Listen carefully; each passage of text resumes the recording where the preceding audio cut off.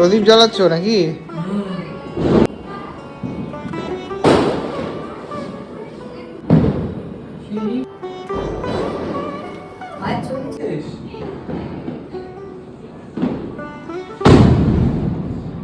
এই আলোকবর্তিকা জ্বালিয়ে কি করা হয় জানিস তো? ভূত তাড়ানো হয়। সমস্ত অন্ধকার, শুধু অন্ধকার কিন্তু বাইরের অন্ধকার না, অন্তরের অন্ধকার, অন্তরের যে গ্লানি, অন্তরের যে অহংকার, অন্তরের যে মলিনতা, অন্তরের যে ক্ষুদ্রতা, সমস্ত কিছু কিন্তু পোড়ানো হয় এই দীপাবলির দিন।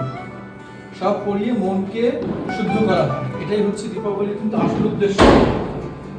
আর কি, মনের শক্তি বিকাশ করা হয়। মা কালীর শক্তি মানে কিন্তু সেই দেহের শক্তি নয়। মা কালীর মনের যে অন্ধকার কেটে যাবে, মনের যে ময়লা কেটে যাবে, তারপরেই মন যে বেরিয়ে আসবে, সেটাই তো আত্মা। সেই আত্মা কিন্তু পরম সম্ভাবনাপূর্ণ এবং পরম শক্তিশালী। সেই শক্তিরই হচ্ছে কি আজকে বিকাশ হবে, সেই শক্তিরই আজকে আমরা সাধনা করছি।